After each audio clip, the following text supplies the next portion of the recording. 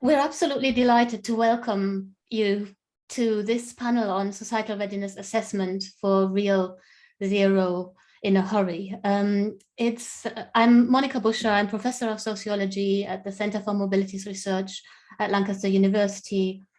And I'm co-chairing this session with Jeff Mccormick from the Catapult. Jeff, do you want to briefly introduce yourself? Thank you, Monica. Yeah, so my name's Jeff Mccormick. I'm a team lead of the Connected Design team here at the Connected Places Catapult. I'll explain all of those word soups in a minute, but I'm very, very grateful for Monica's Yeah, so this is a panel. We have been having conversations about societal readiness all the way through the Decarbonate project and before. And it's a whole group of people. So it's the team at the Connected Places Catapult, it's the Seymour at Lancaster, it's the Decarbonate project, and all the people we are connected with. So NGOs, local authorities.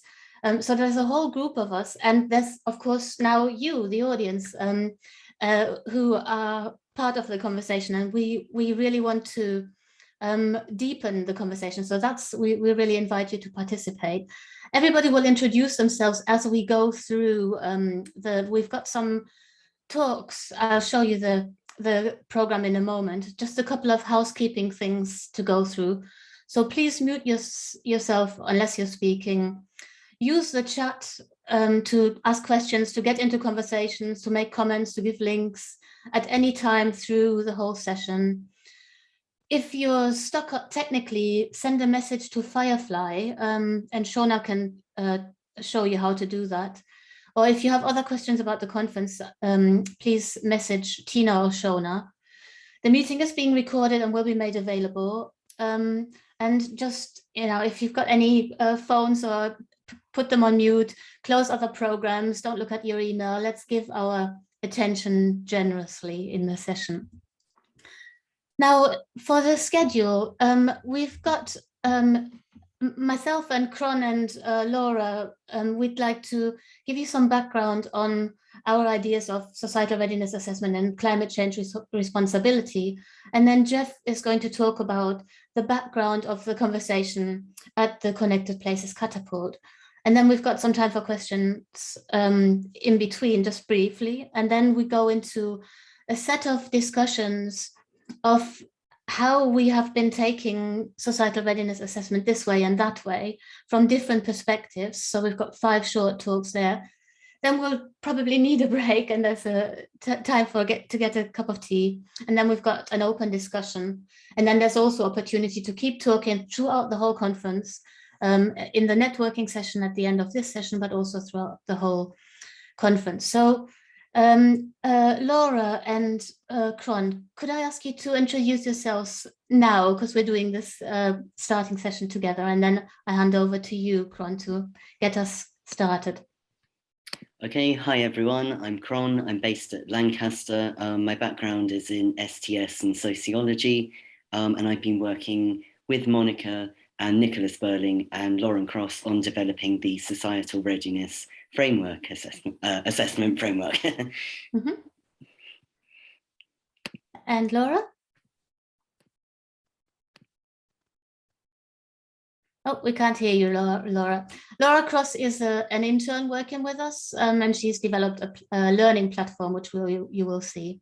And STS stands for Science and Technology Studies. Okay, Kron, take it away. So the Societal Readiness Assessment Framework is in part a response to the inadequacies of ABC approaches that inform most climate change policies and enact responsibility for real or net zero at the level of the individual. So if only people's attitudes could be changed, their behaviour would alter and they would start to make better choices. But we find this reasoning deeply problematic and call for a much more systemic approach.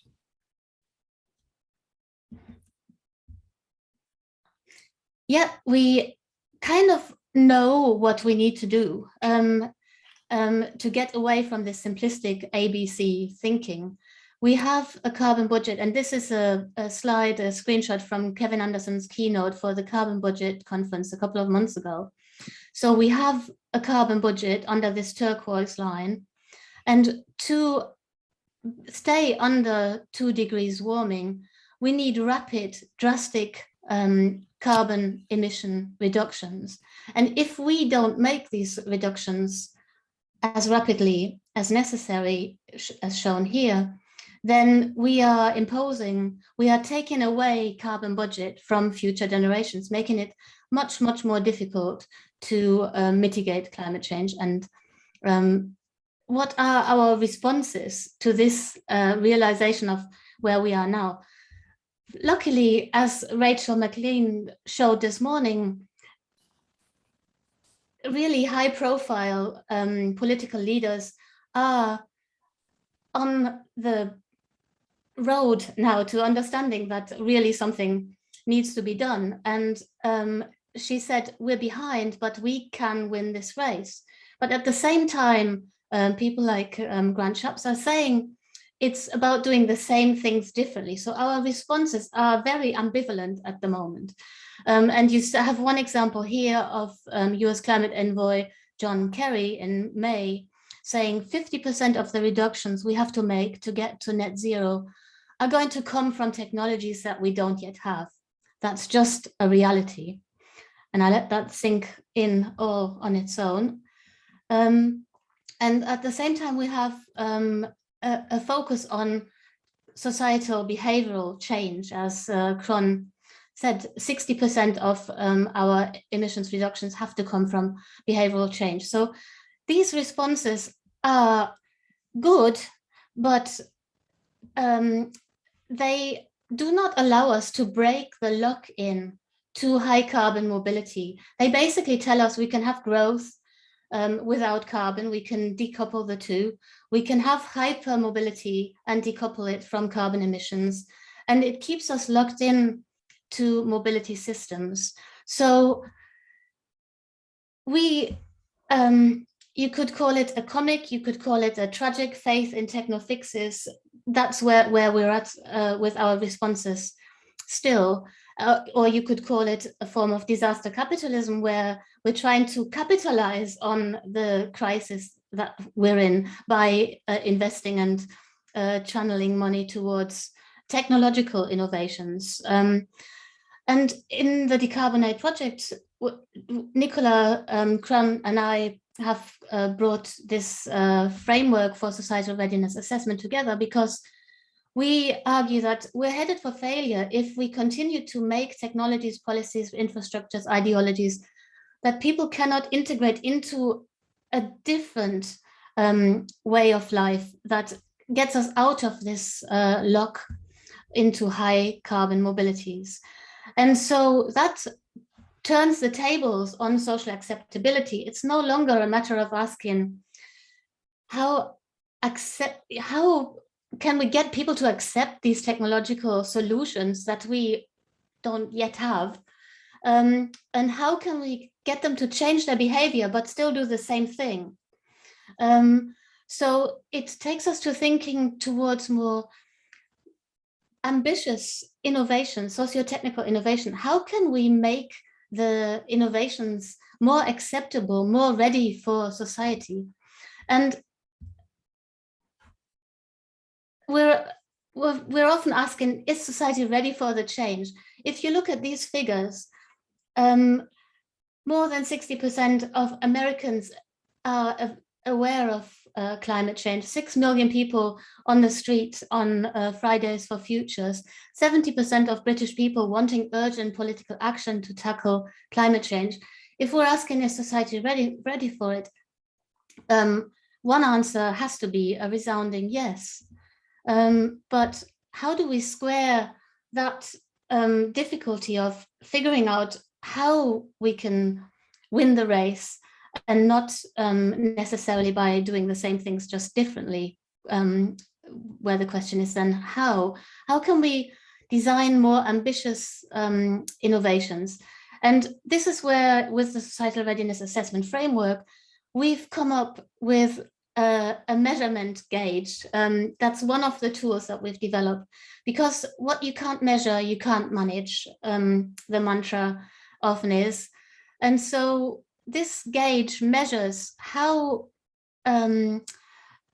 embeddable an innovation is into everyday life. So we go from SRL1, which is an isolated idea of technology, which has maybe the potential for systemic change, but doesn't live it yet, to SRL9, which would be livable, effective, significantly decarbonizing innovations that are aligned with systemic change. And we've provocatively fitted some current innovations into this gauge. And you see that we've got EVs at fairly low, maybe it's not 1, maybe it is 4, maybe it's even 5, but it just perpetuates the automobility system that locks us even further into hypermobility that consumes energy. So you must realize that this is all work in progress. So we are inviting you, and we're having the conversation to develop this idea of societal readiness assessment. So the gauge is one aspect of it. There are also other methods. So if you are developing innovations to reduce carbon emissions, you might start with self-assessment. You might have engagement with experts, like we have the stakeholder reference group in the Decarbonate project, and Charlie is a member of the group for the youth, for young people representation. There are creative backcasting workshops of where do we want to be? How do we get there? We have developed a game, Traveling Tales, to assess the accessibility of innovations. And then you might get into a consensus assessment where you assess your innovation again and again with experts, with citizens who may articulate recommendations for how you can make it better. And it's a cyclical process, really. It's not a rubber stamping exercise. We have developed, for the SRL gauge, we've developed categories for assessment. So utility, equity, social good, and then dimensions along which we can measure it with key value indicators. And yes, we do measure them in numbers, and a number falls out at the bottom that then allows us to score innovations on the gauge. But we are intending this as a provocative, reflexive use of key value indicators for formative and summative evaluation. And that is and has to be a matter of learning and knowledge exchange, bringing different perspectives and different knowledges into dialogue, co-creating responses. And it has to all, for us to develop an understanding of what the truth is and what possibles there are. And Lauren, if I can ask you to just briefly present the platform. Right, so yeah, I'm currently building the prototype of the e-learning platform that we're going to be using to help people learn about societal readiness levels and the assessment, etc. So the main aim of this prototype is to have it be a fun learning process, interactive and stuff, to make sure that people don't only complete it once, but that it is to emphasize the ongoing process of it, and that you can't just complete it once and then you know everything there is to know about societal readiness, but it changes with society, with research, with developments. So we are encouraging the education side of it to also be developing with the prototype. So we do this through quizzes, as discussion boards, obviously the assessment, stuff like that are available on the site, on the e-learning, for people to do. Great, thank you.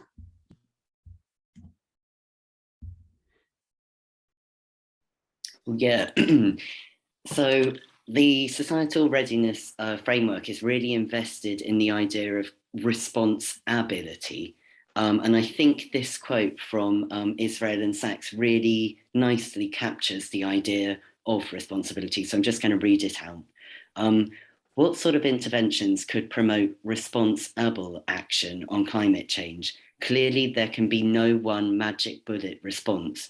Pluralism and open-endedness rather than closure and univocity are key. Any process must therefore be as inclusive and participatory as possible. Space must be made for creative, experimental responses, perhaps responses that include a sense of playfulness rather than the dour earnestness that typically characterizes climate change negotiations. So yeah, I guess it's also important to say that I think responsibility is also about attuning to flows of power and privilege, and to think about people's capacities to respond. And that's what we're really trying to kind of probe as well with the tools on the platform and the framework itself. And I think it's about perhaps adopting a wariness towards prescriptive solutions or any sense of a God's eye view. Yeah, that's where we're coming from with our idea for societal readiness assessment. And so we would like to invite you to participate in discussing it. And so this is a platform, and Cron, if you could put the link to this in the chat. We have made this whiteboard for you to participate in a partial societal readiness assessment. So what you can do is follow the link, which takes you to this platform, and you have instructions for what to do. So go to the talks, reflect on the talks you've seen, take innovations that you see there, and decide what you want to assess, the utility, the equity, or the contribution to social good. And then go to the platform, create a sticky note, and do the assessment. And you see that on the platform, we've got various active mobility, scooters, electric vehicles. We also have geo-engineering, and you can add any other innovations that you want to assess. You've got the criteria framework, and we'd also like you to, so the assessment that you would make is add a post-it, a red one for, well, it doesn't quite meet the criterion, amber for, well, it could do better, gray, they haven't thought about it at all, and green for this is going the right way. And as you're doing it, it would also be very helpful for us if you could put some reflections on what doing societal readiness assessment means to you, what you find easy, what we really need to think about further. That would be really helpful if you could do that. So at this point, I'd like to hand over to you, Jeff. Thank you, Monica. Yeah. Can I just, if you want to stop sharing, and then I'll be able to do that. So thank you very much. And you should all now be able to see my slides. So thank you very much, Monica. I've got a few comments here, but hopefully I'll touch on them from what you've just been saying. Good morning, everybody. My name is Jeff Mccormick. I wanted to talk today about human connected design, which is both, I think, an objective and the name of our directorate here at the Connected Places Catapult. What I need to do first is probably just introduce who the Connected Places Catapult are and what we do. So we're one of 9 thematically focused innovation centres around the UK. We are partly funded by the UK government. We work with BAYS and Innovate and other departments and city leaders and organisations to explore the challenges faced when we look at issues like urban mobility, future cities, our working lives, our patterns. And if you think about the term connected places, you can think about shopping centres or ports or schools or any one of these places where all of our lives become quite concentrated, whether it's the vehicles we choose to use or the infrastructure that we require. Now, within this Connected Places Catapult, there are a number of different teams.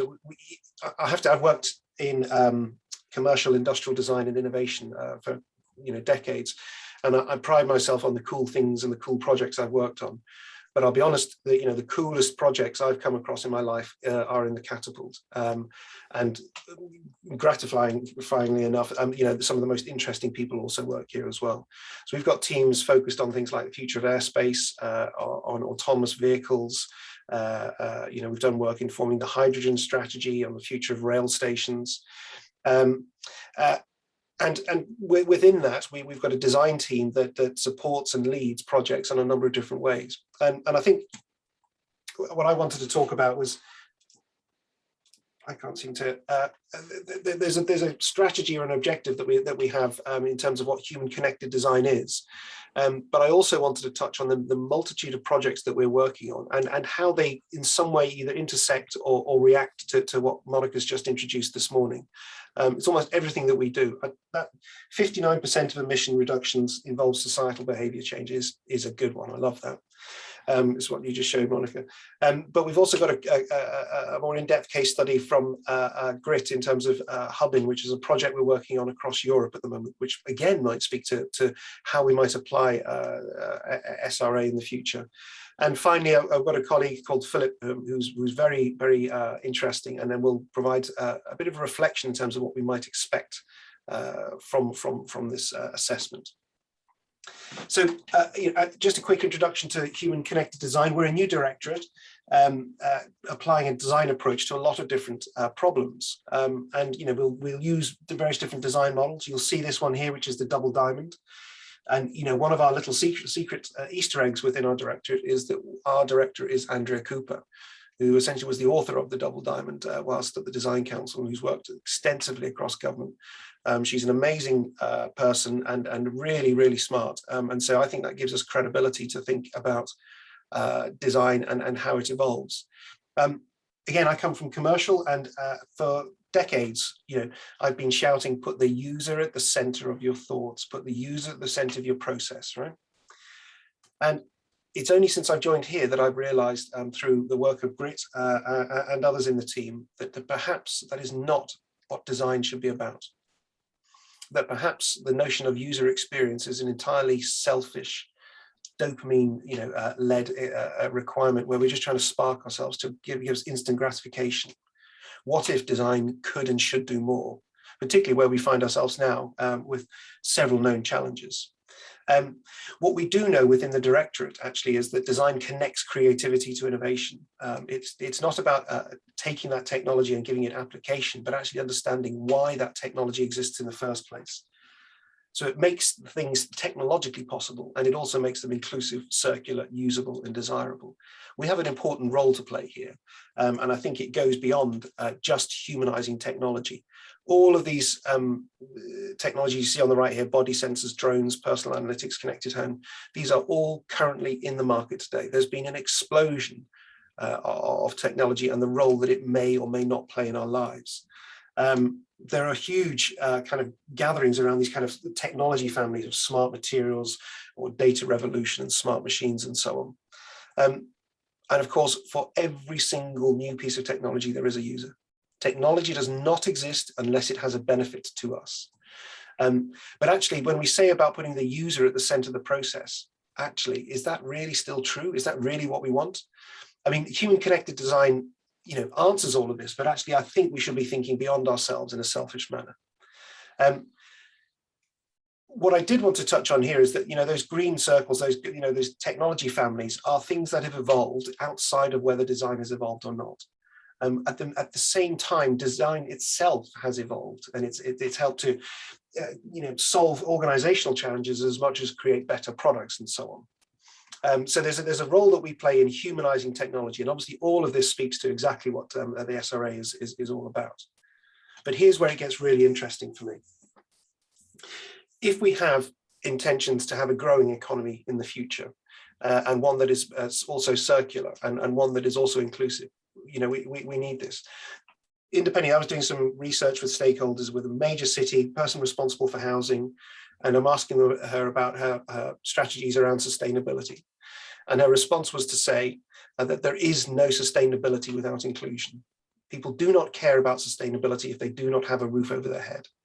And I think, I can't put it any clearer than that, that when we want to talk about, circular value chains, we've got to bring everybody with us. And that's a big, big point. Having said that, I think we have, as design, a hugely powerful role to play in this. That when we want a growing economy, when we want a circular economy, and we want an inclusive economy, and we want them all, design plays a fundamental role in how that's defined. And so us as a directorate are created and are doing work to try to create this future of human connected design as an evolution beyond user experience, beyond that selfish pursuit. We're a team at the moment of about 15, 16 people. Well, no, actually a few less than that, spanning quite a lot. We've got PhD in sociology, and we've got behavioral psychologists, we've got industrial designers. We do a lot of work with a lot of complex stakeholder groups to try to help them all understand what a better future looks like. We also got a structure in terms of the types of works that different teams do. So I'm the team lead here for connected design, and actually my colleague Ellie, who's speaking in a minute, is the team lead for the human insights. And we've also got a design futures, and I saw that Monica was talking about backcasting, and again, there's work that we do here that is the same as you, Monica, and that's, these are areas for collaboration, I think. And we all exist and we all do our work to humanize technology, to increase creativity and prosperity. And actually that whether you like build back better or leveling up or any of those phrases, that notion that we can do better than what we do today drives us forward. Why am I here today? Is because this is really important. The catapult exists not solely, but it's defined by the technology readiness levels. The score about whether a technology is able to be brought to market or not. And there are many organizations, structures, and schemes that use TRL in a very serious way. What balances that?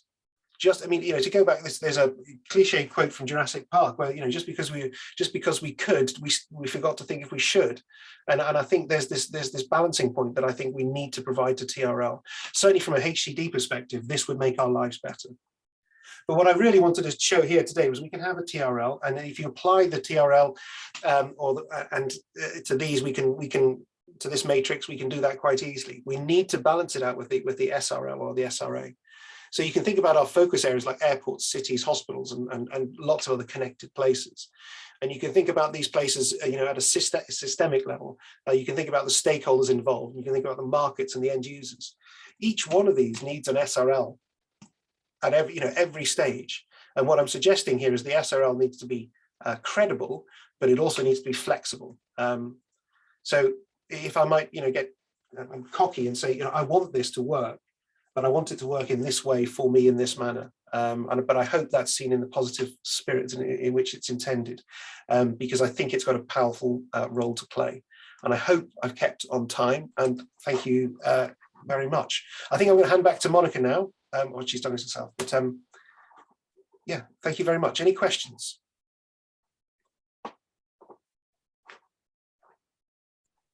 I'll go back to mute then. Yes, sorry, I had muted myself and couldn't unmute myself, but we have time for a couple of quick questions from the audience if there are questions.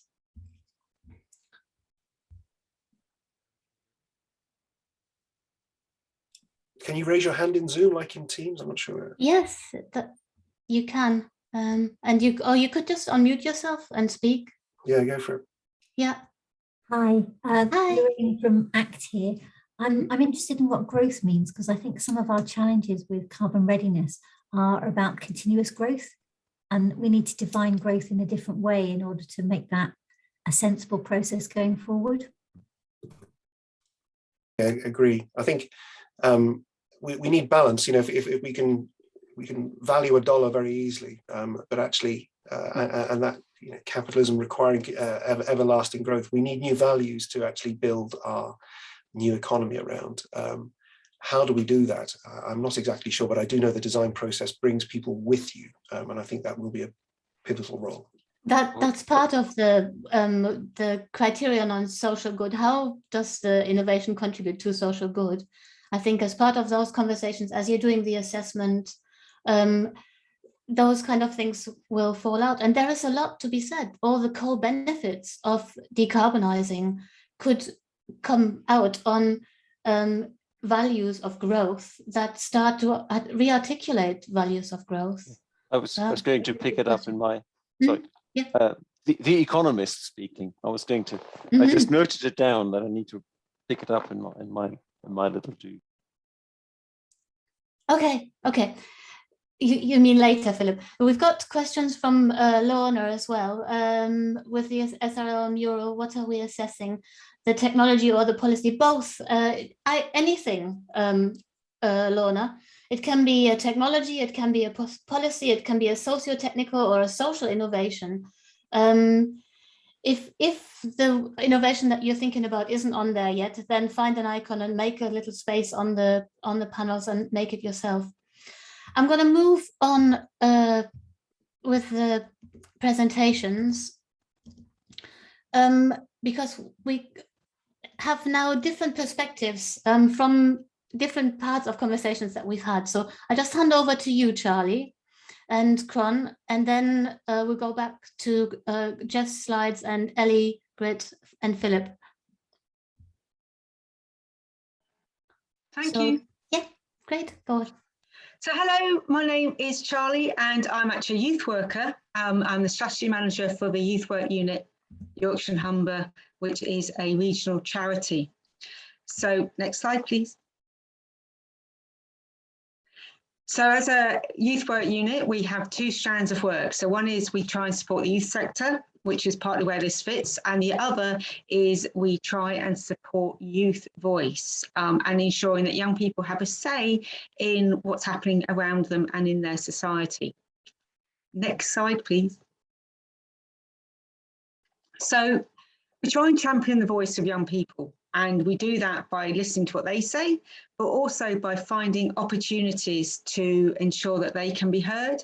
And when Decarbonate was starting and we were looking at this, the reason we became involved was because young people were campaigning, already working on both the environment and in specific transport. It affects young people, they don't have the options of cars. So for them, transport and how they get about is absolutely crucial. So that's where our background in this came. Next slide, please.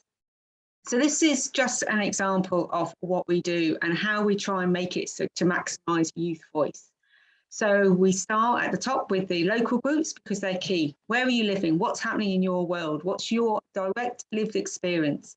We then try and feed that up into local authority areas. And I don't work at that level. I'm not going to take credit for the amazing things that people do locally. Where we step in is we offer to support people to work across regions. And that's where voice can have a real amplification and real voice and opportunity to influence. We have sub-regional, pan-regional, regional and national. And we work at all those levels. For example, a group of young people were talking to the trade and industry department just last month about how to go net zero. What did young people think was important when they were considering that? And again, that fits with this agenda of being society and being ready, societal readiness for changing our behaviours. What are we going to have to do? Next slide, please. So why Decarbonate? Why did we get involved? We got involved because, as I said, young people had already been working on transport. They'd hosted 2 transport conferences and they organised these. And they tried to work with Transport for the North and the 64 bus providers we have in the region, plus trains. They're really conscious about how transport impacts on their communities and their lives, either because it limits them in what they can do or because it enhances what they can do and their future opportunities. It means that young people stay living where they are if they have good transport rather than moving to the cities. So there's a whole load of reasons we need to think about it. They are very conscious that climate change is happening now. And actually, you're going to hear at the end of the week from a group that established themselves and we support called RECA, the Regional Youth Climate Assembly. And it's been an ongoing issue. It's come up in the national ballot for young people called Make Your Mark for several years. And we've also had the youth climate strikes. It is a real issue for them and they see it and they can make as much change as they want, but they need to everybody else to bring it on board. But conversely, young people come at this issue and they're more initiative. They will have a wider perspective. They are not limited by what they think can happen. They're only limited by what they know should happen. So they can be much more kind of opening and questioning. If we can co-design and co-produce solutions with them, as we would with any community, but specific young people, I think they will drive the change. They've taken on new technologies much quicker, much faster than us. I, as a youth worker, struggled getting my head around Zoom, Teams, GatherTown, everything else they use, TikTok, Instagram, all the ways they communicate. And for them, it's just, that's what they do. They're much more comfortable with it. And I do believe that they will drive the change that we require, and they will ask the difficult questions that we need, but they do need to be part of the solution. Next slide, please. So Rika, who you'll be hearing from, and I'm not going to spoil their thunder, developed a manifesto all of their own. And this is how we've been working with Decarbonate. Decarbonate very kindly offered to go through their manifesto and fact check it. So when young people are demanding change in housing, in transport, in schools, wherever it is that they think each area could do things, creating a carbon tax, all of those things, we asked the experts to come back to us and say, well, is this possible? Is this real? And members of Decarbonate very kindly went through and challenged back and pushed the young people. But it really did show a co-produce and an amazing kind of development for them. And we work with other experts as well. We've got young people who are really interested in agriculture. So we've set up meetings with the farming industry to basically answer those questions. Why not soy? Why not soya? What's the difference between organic and non-organic? What's good? Is it better to have better produced meat or to be vegan? So they've really been challenged, and they have that. And it's been amazing to work with lots of people from research. They're going to COP26, and that's been really important. They're looking at how climate change impacts on them, and they're going to take a workshop to there. And young people were part of the Dragon Den activities that Decarbonate ran to look at funding. And they came at it from a perspective of, if young people can understand this, and we can ask those difficult questions, then society can. So part of their active involvement in being society ready is asking those questions of people who are coming up with research or ideas. And how does that translate to their lived experience? Is it possible? There's been a lot of information around certain types of transport, or ways of moving forward. Young people, are they in that discussion, or are they excluded from it? Transport is very age related, e.g. what it costs is age related, whether you can actually get on it is age related, if you can drive it is age related, if you can afford it is age related. So it's absolutely crucial that we consider in that whether we're ready. Next slide, please. Oh, that's great, that should be me then. That's me. I'm going to hand over. So I'm happy to answer any questions, but really my voice and my job has been to advocate for young people and to be a means of communication, because obviously they're at school during the day. So we're there to just support them, and always happy to work with partners and look at what we can do. Thank you ever so much. Thank you, Charlie. That was great. I'm really looking forward to hearing the Rika manifesto. And I see that Shona's put some details in the chat about the Regional Youth Climate Assembly speaking at 5 p.m. on Friday. Cool. I'm just going to run through very, very quickly an assessment report that we did on Birmingham e-scooter trial. And Birmingham City Council have been working in conjunction with the scooter manufacturer Voi. And just a bit of background about the process. We sourced our information from the council's website, Voi's website, and advertising campaigns, and various newspaper articles. And the report was informed by an early version of the assessment, which was conducted by the Decarbonate Stakeholder Reference Group and through various backcasting and gaming workshops. Next slide, please, Monica. So, as I say, this is very, very brief. Not all of the points are in here. We're just touching on a few. So when the self-assessment was conducted by Birmingham Council, they graded themselves pretty highly as a 7. So that's functional and good society subsystems. And here are some of the reasons that they scored themselves so well. E-scooters will reduce air pollution. They're inclusive and accessible. Whether an executive in a suit or a student in jeans, anyone can enjoy riding Voi. Easy and fun. They're equitable because the scooters have a uniform design and they all receive updates at the same time. And they will reduce noise pollution. Okay, marvelous. But this appraisal has been generated through the lens of an unmarked user, a customer, interacting with a bounded and stable object, the scooter, that functions consistently across place and time. So what happens if we think of the scooter as an assemblage?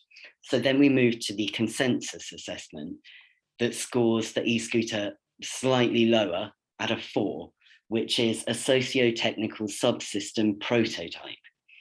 So scooters can reduce air pollution, yes, but not so much if they're used to replace walked journeys. The scooters are inclusive and accessible no matter what your job or attire. Not so, said one of our workshop participants, who said arriving on a scooter would probably mean turning up stinking and looking disheveled. And that was just not acceptable in her workplace, and her workplace didn't have a shower. It wasn't equipped for her to travel in like that. So there was a problem. Whilst the uniform design of the scooters means that the physical objects, the vehicles, enjoy a parity of status, users do not. Different bodies, different types of journey, different socio-economic circumstances, different travel accompaniments, all kind of make the scooter more or less usable. And what about those who aren't scooter users but have to share a space with the scooters?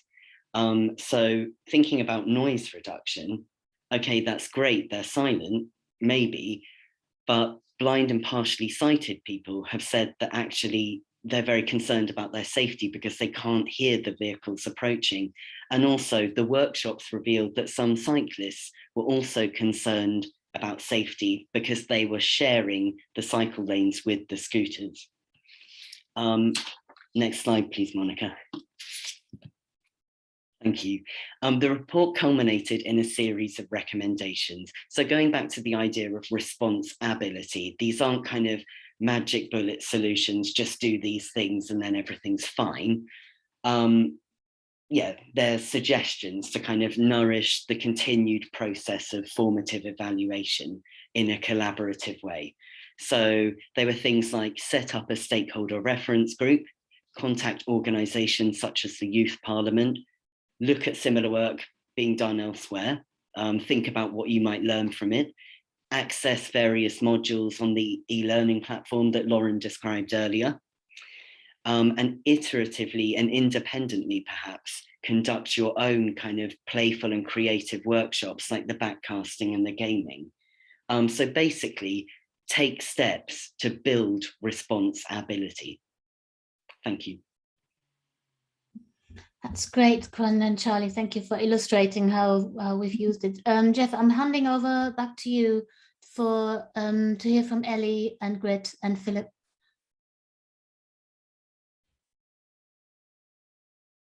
I was on mute. That's why I was looking. Yeah. Okay. Great. So I've got the screen. Ellie, over to you. You just tell me when to move the slides, and I'll do it for you. Thank you, Jeff. Hello, everyone. Thank you for joining us today. I'm Ellie, and I'm the Human Insights team lead within the Directorate with Jeff.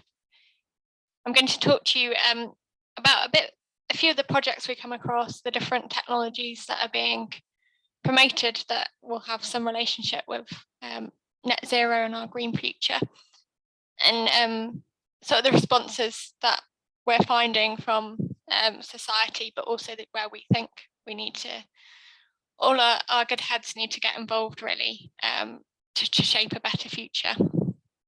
Jeff, if you're happy to move to the next slide, please. So we recently ran a project understanding how the last mile of logistics, so that's sort of last leg from a depot or the delivery of the item getting to the end user, and how that could better achieve net zero. So we did lots of stakeholder interviews with lots of different stakeholders in the system. And we ran some interviews and focus groups with a collective of 8 consumers from the general public. What was quite telling that they had views about whether last mile could become green. Mostly it was around things like recycling. Some mentioned electric vehicles, but they did acknowledge that lots of vehicles on the road was probably not a good thing, and they could see that was accelerating. Many people had been completely reliant of deliveries over the pandemic period as well, and that really has encouraged quite a lot of growth. But what was very interesting and telling was that actually the general public found it very difficult to understand what choices that they could make to make it more green and how that would be affected in the system.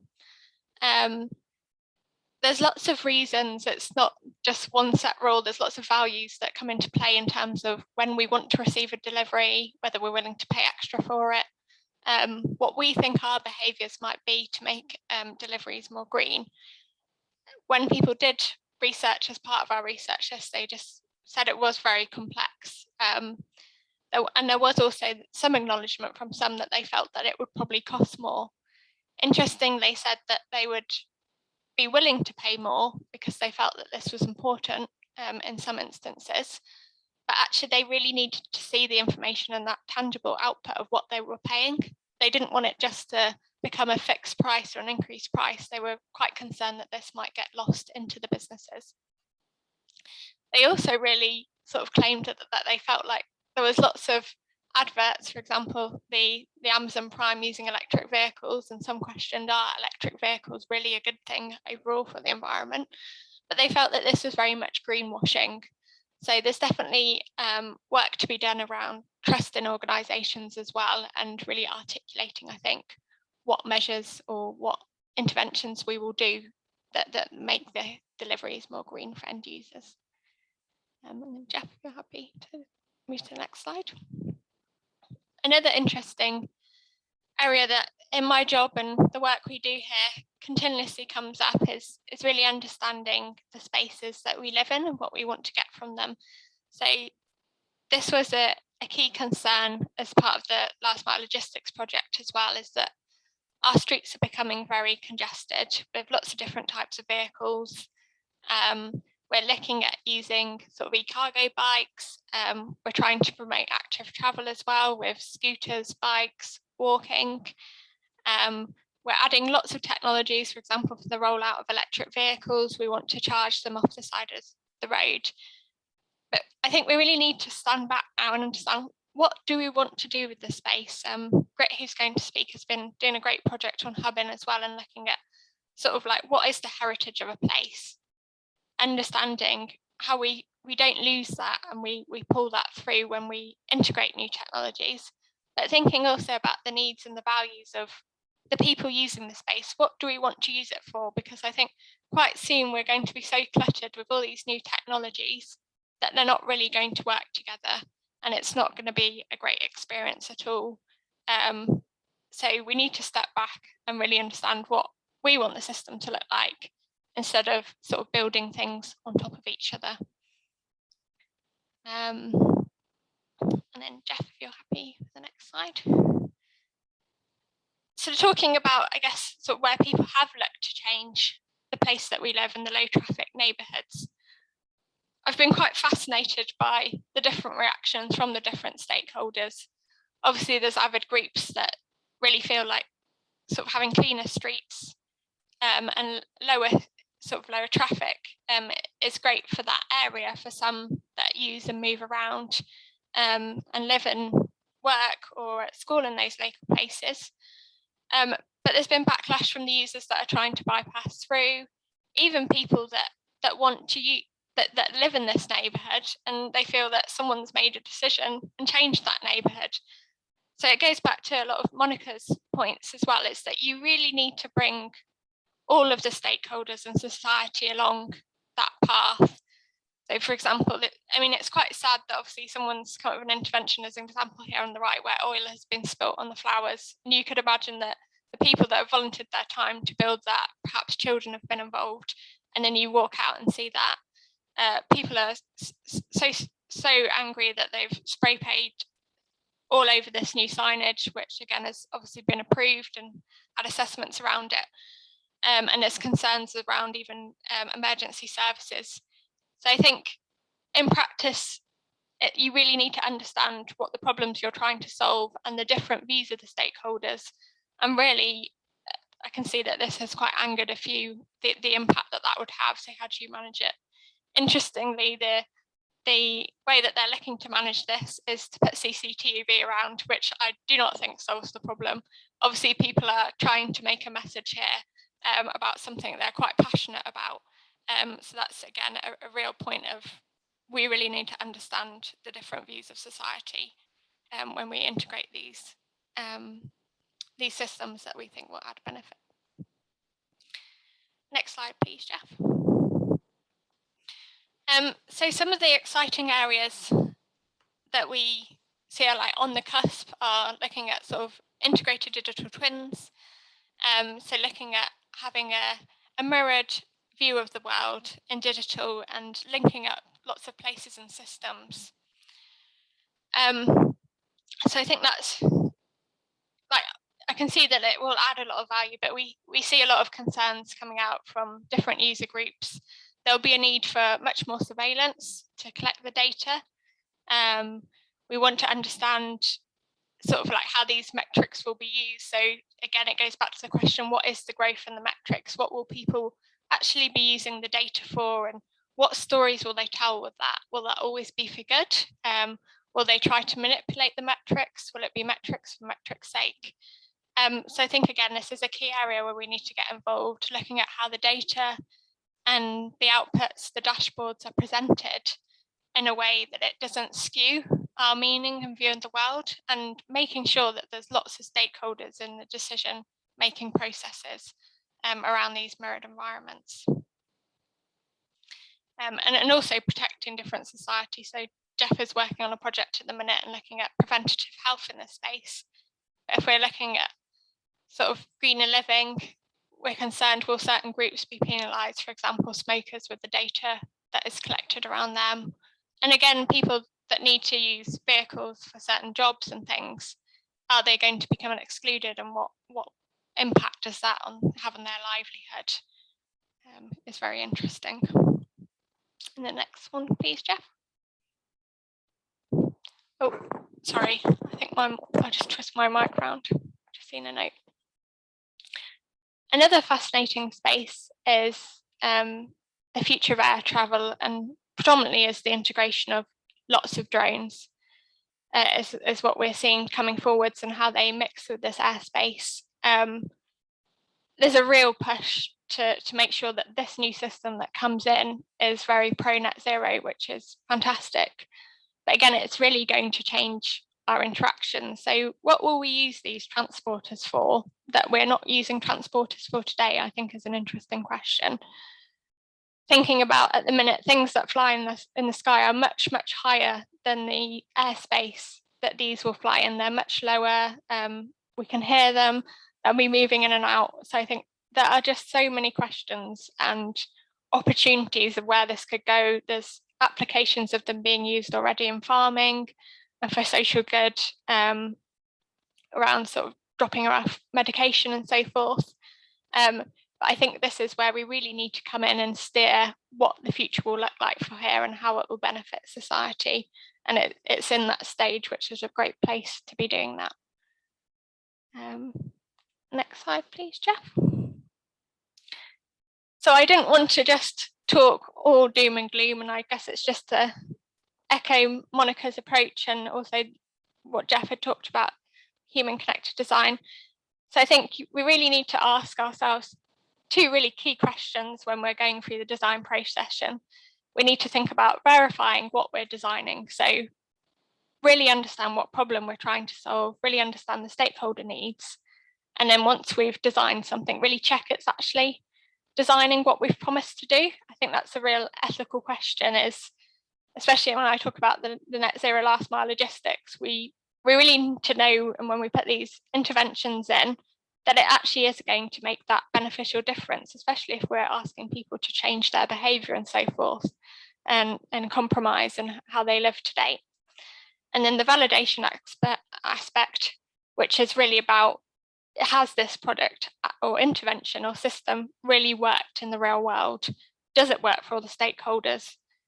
Once we've put it into this new system, because there will be lots of new systems and interventions all coming together to play at the same time, do they all work together? And are we still achieving what's the right thing? And does it have benefit for society? The next slide. I can skip that one. I probably talked around some of the questions.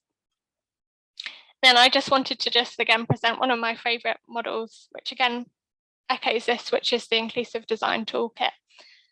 And it's really about the first stage, explore what are the needs of everyone, going out and understanding, creating how the needs can be met and working with them, and then making sure you really do that evaluation period where you can really validate that it does work and it's made a difference in the system that it's moving into, and constantly managing that, coming back together, different stakeholders talking about how it's working, coming up with ideas together to move forwards.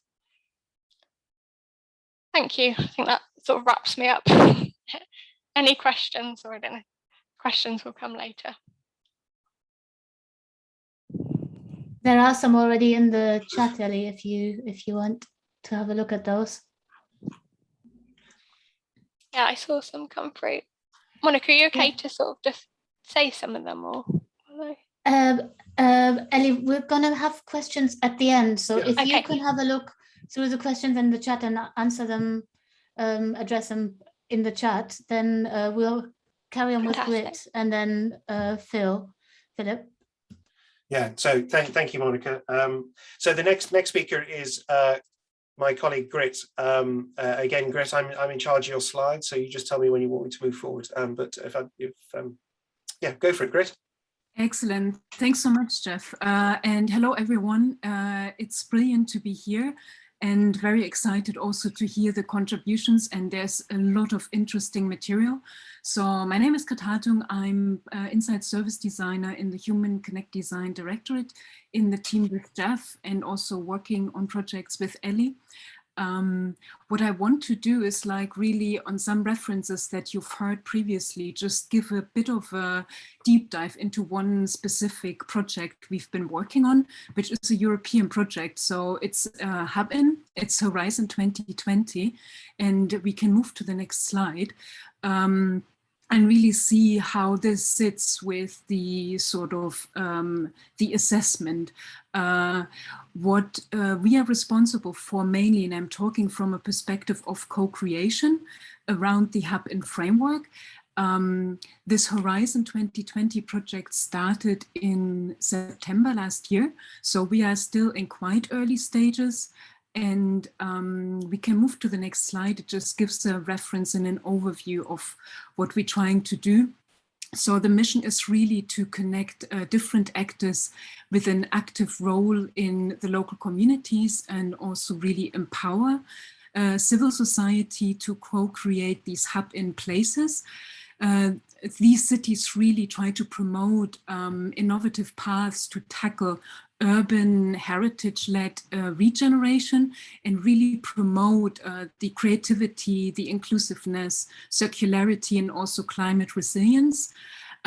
So what Hub-In is trying to do is accelerating innovation and entrepreneurship processes, and really through dynamic networks of Hub-In cities. So we have 8 pilot cities. I have another quick slide coming after that, and really have a shared purpose, have this collective learning, and really developing new urban solutions that help to result in these wise combination. You know how Ellie talked about data, and we're all collecting data, and the whole data obesity is another story, but really going from data to information to knowledge to true insights or wisdom. So how do we create these wise combinations of cultural heritage that is tangible and it's really embedded in the actual site. So really considering the uniqueness of the place.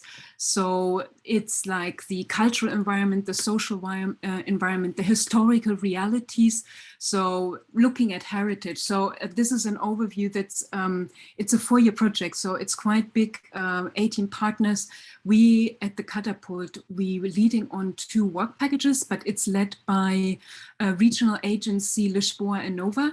There is 3 other agencies managing this. We are as one of the experts as Connected Places Catapult together with the crowdfunding hub.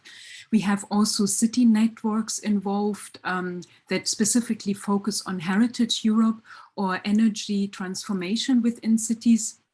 There is a list of the 8 pilot cities we started to work with, looking at the current landscapes, and really from that there is a plan to also bring on follower cities, the universities, and I'm going to mention them later on as well, because I'm trying to dive into one reference, and it will be great to establish a conversation and dialogue, almost like a ping pong, with Utrecht University, which looks at like the ecosystem framework components, and also University in Lisboa. We can move to the next slide, please. Yeah, this is us from the Catapult. We have brilliant colleagues, and I'm very grateful and happy to be in such an excellent team. So it's 2 of us in work package 3, and then it's also 2 colleagues, and you will hear from work package 5 colleagues in the team with Philip.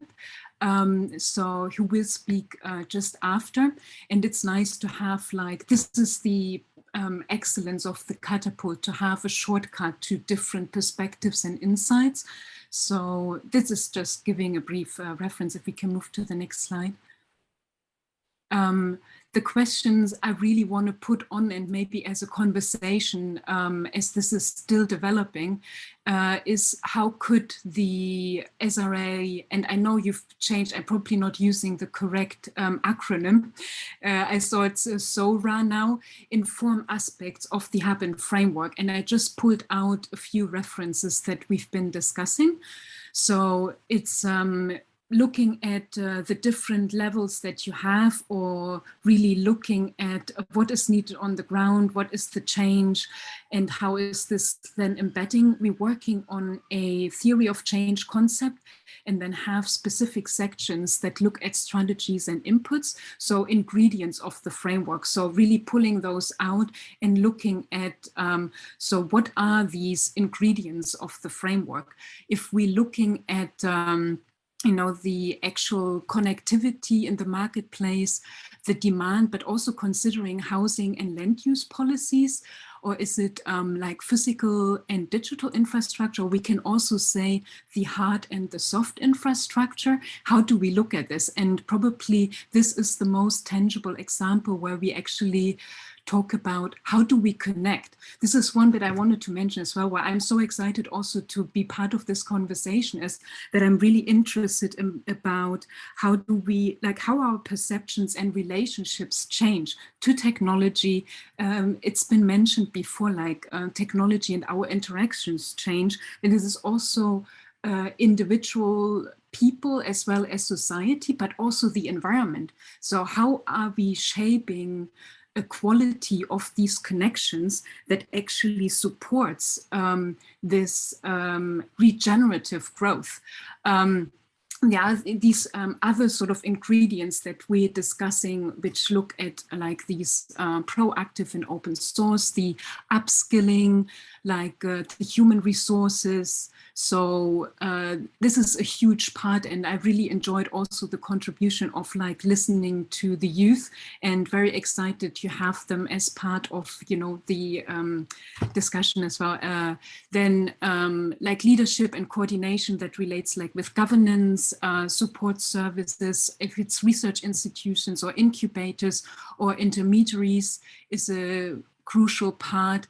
And the sort of viability and access to financial resources, which looks into more like, you know, different funding models. And yeah, the key question is, so what are the specific actions that are actually observable and measurable facts? So the kind of aspects, or for these ingredients, or we can call it differently, like the dimensions, and the actions and facts that can actually bridge this sort of creating a different kind of sort of indicators, or like we work, and you will probably hear a bit more about this from Philip, in terms of the process, the outputs, the outcomes, the impacts, the sort of logic model. So really, how do you make it tangible and accessible, and connecting each of these ingredients?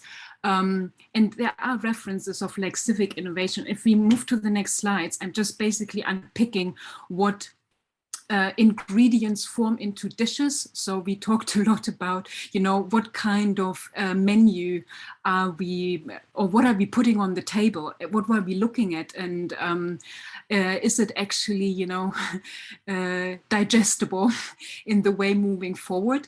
And I always like the analysis of obesity, because we are very well aware of obesity within the health sector of like human health, but we also have data obesity, and also with technology as such, and then we can also relate possibly to environmental health.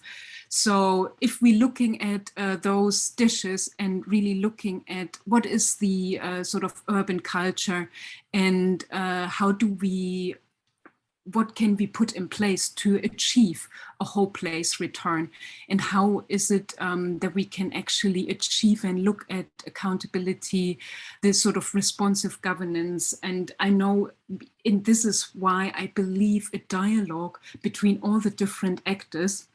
So even though we're working, this is a key part Utrecht University is working on.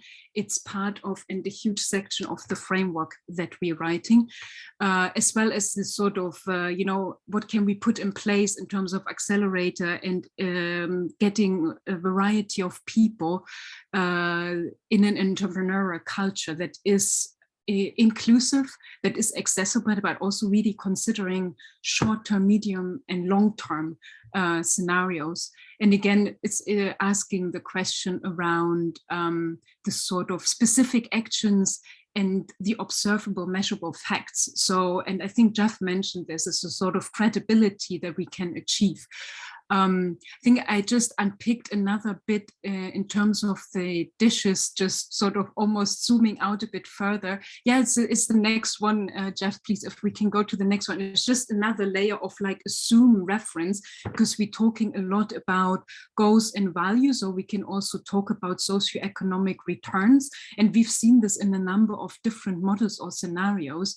And then around that, are the ecosystem service goals and values, and this can we can connect quite easily like specific measurable data, or also actions, like how easy is it to move around. And there's this really nice quote: if we create neighborhoods or a society that works for seniors and for children, I always prefer to say seniors, to put the sort of respect towards senior residents. And sometimes age is not really, I understand that mobility is age related, but sometimes I believe we also need to move beyond the sort of classic profiles.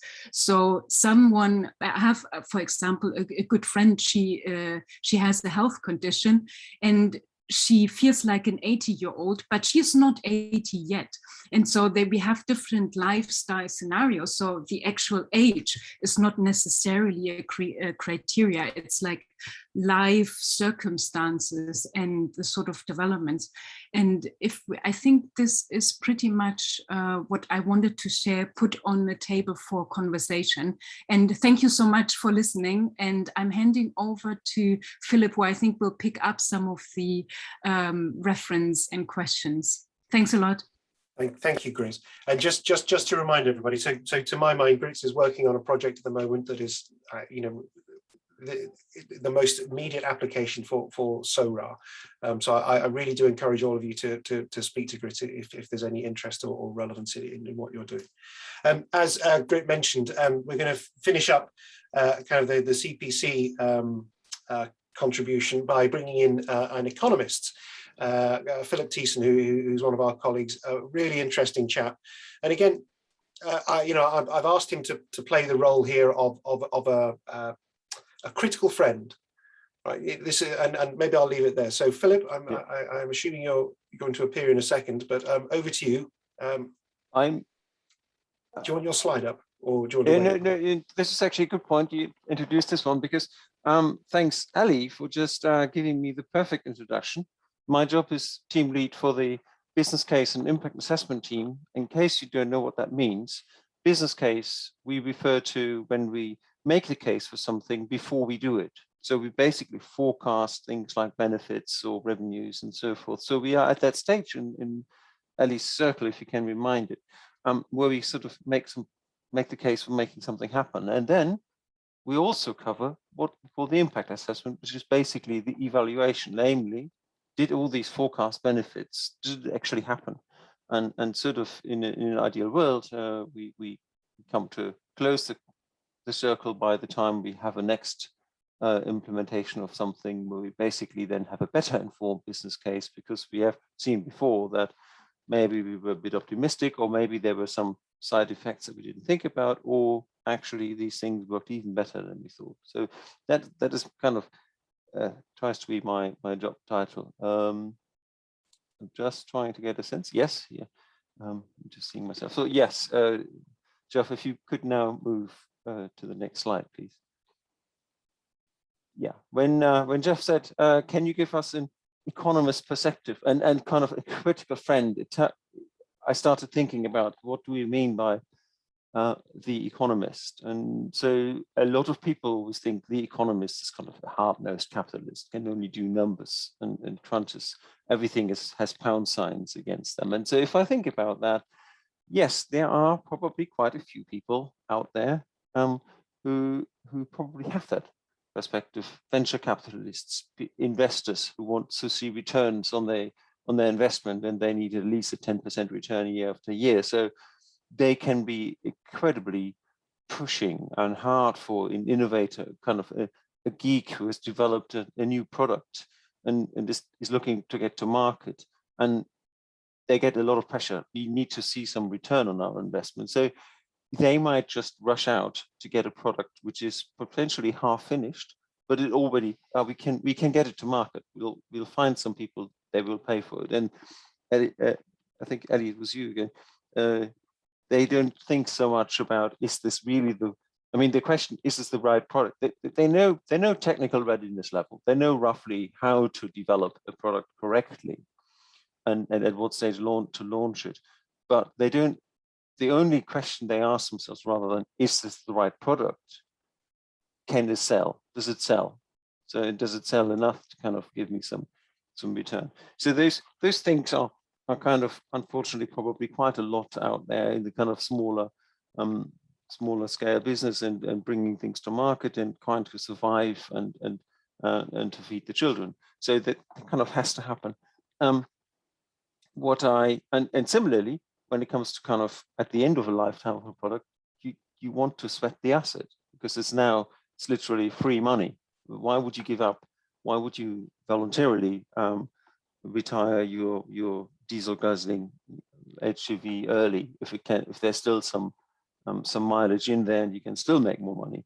And so but I've previously worked in inclusive transport, and there's all something about it that even though a lot of times maybe just rushing out your product for the broad market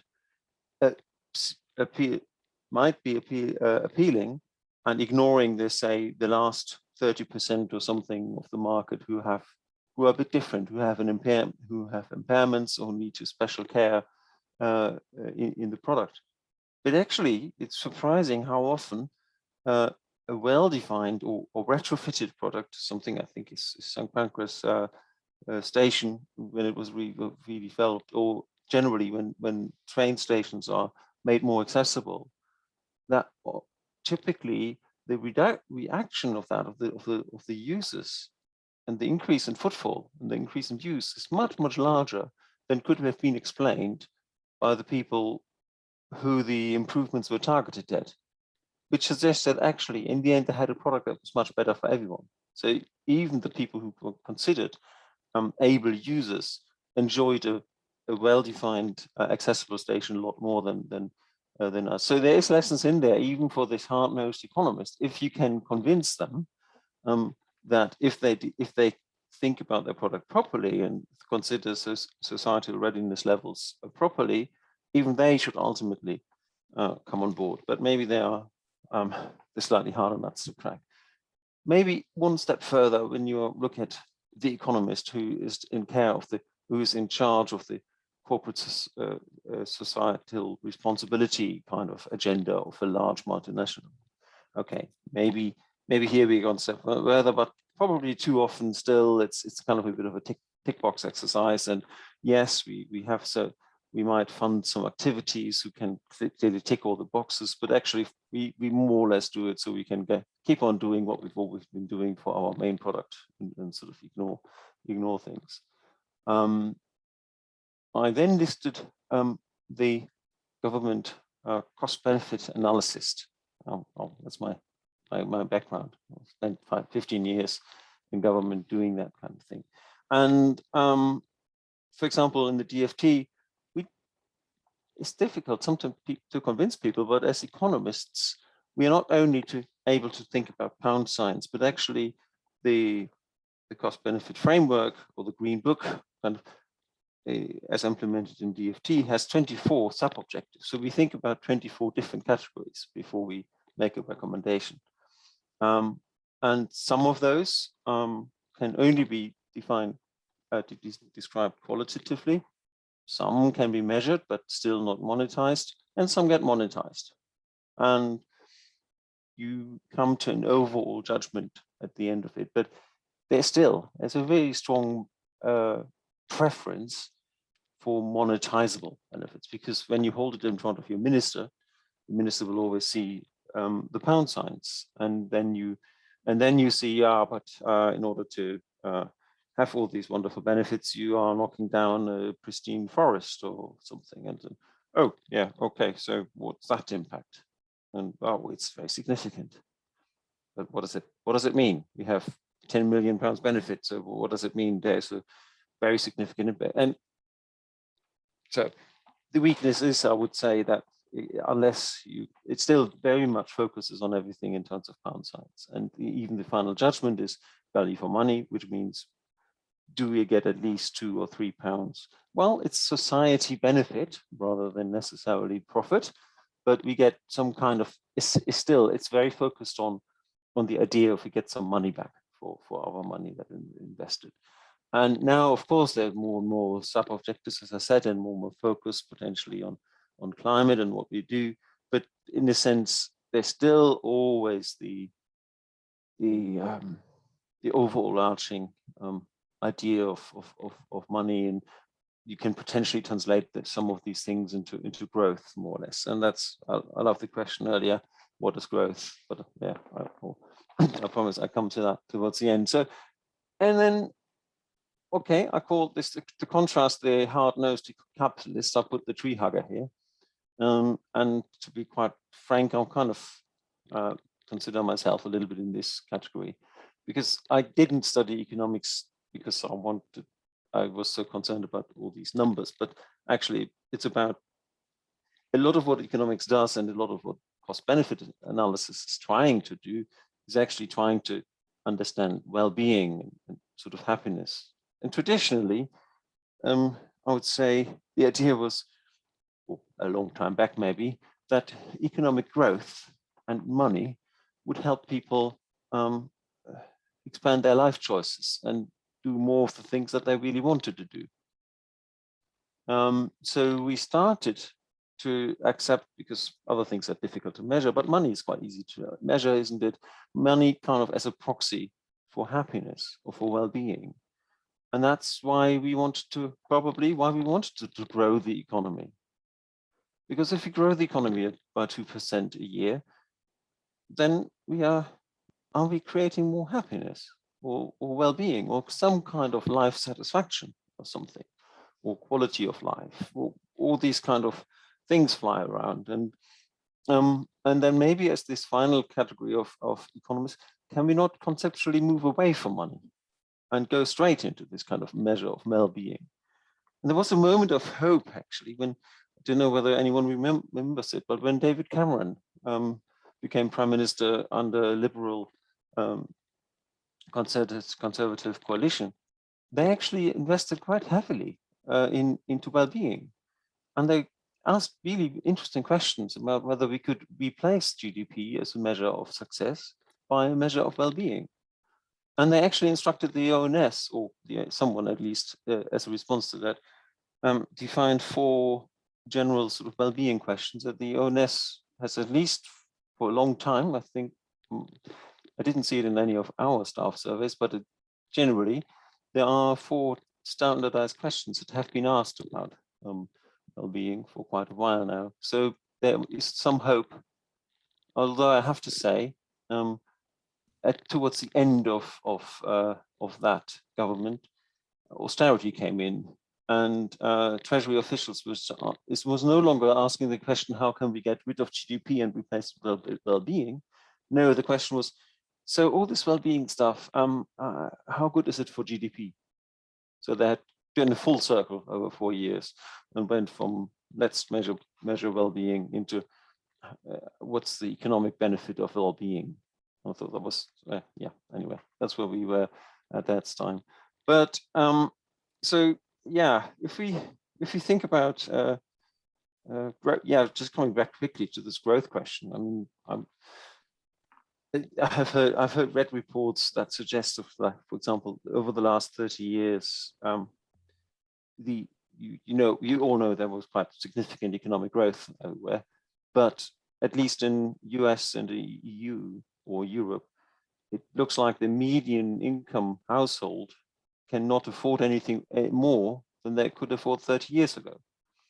So they haven't actually benefited from all this growth, not even in measurable kind of money terms.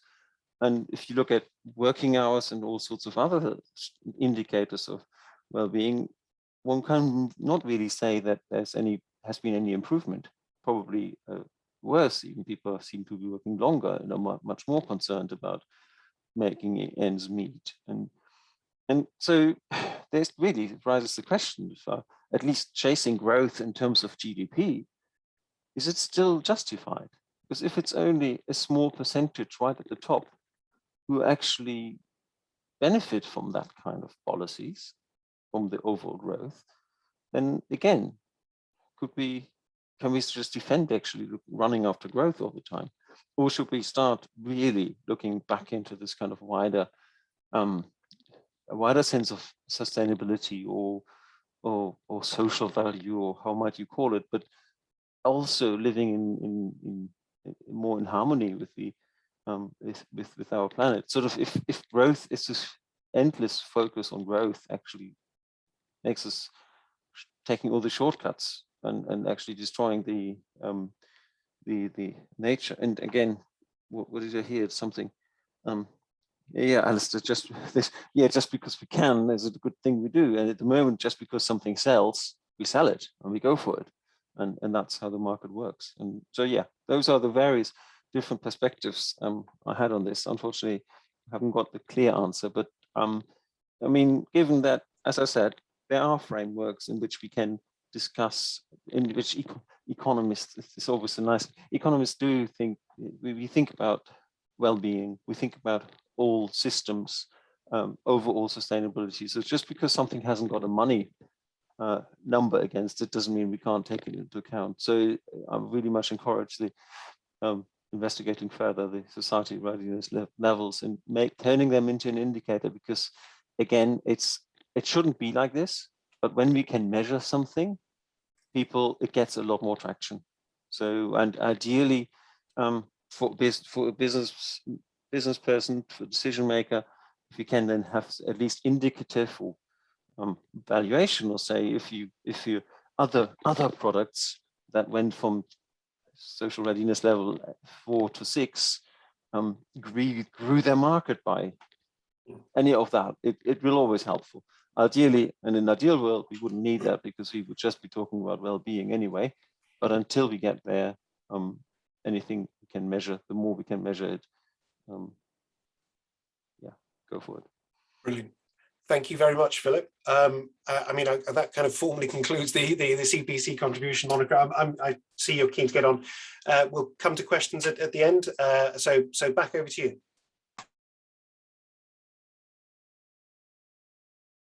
You're on mute.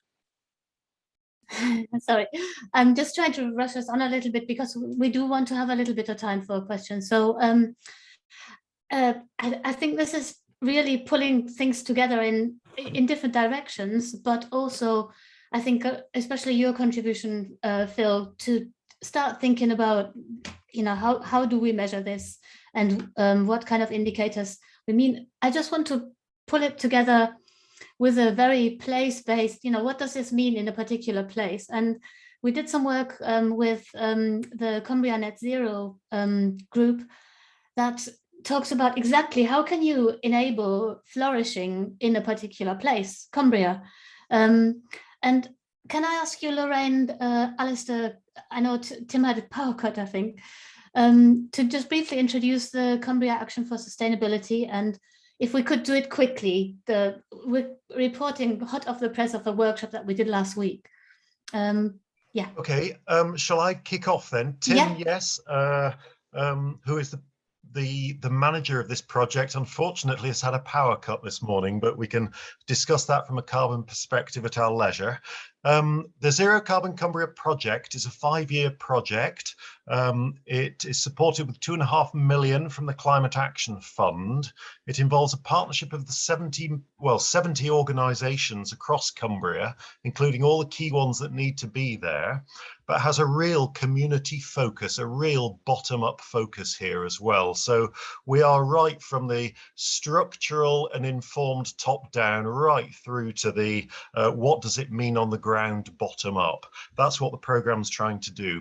It also has a pretty useful carbon budget as well. We know where the carbon is being emitted, and so stir all of those together, and we have a program that Cumbria has declared that it wants to become a carbon neutral county by 2037. So nothing too ambitious there, I guess. So that's what the program is. I am now briefly going to hand to Lorraine, if you would like to talk a little bit about the community focus of this. Okay, hello everybody, I'm Lorraine Smythe, the Chief Executive of Action with Communities in Cumbria, and we champion community and rural issues. And we've been doing that for over 70 years. And as it's a rural area, you can imagine that access to services is really important, and decarbonising that is really important as well, but quite a challenging kind of conversation. So we're working with CAFs on this kind of workshop approach with all of their members, thinking about how you decarbonise transport in the community.